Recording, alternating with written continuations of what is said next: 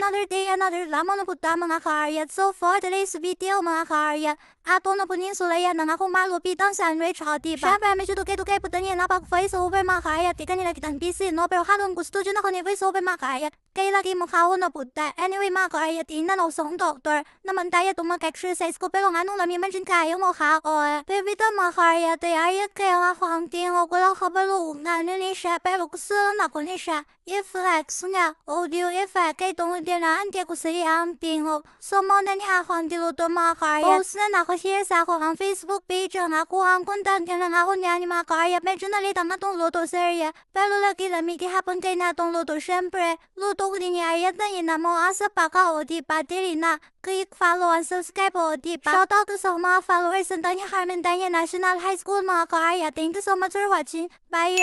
Oh, ka-pretty, ka-very good sa akong baby ng hugas. Anak, jud na, no. Okay ra ka, ikaw ng hugas. Uy, ko very good. Uy, napailabunon dito.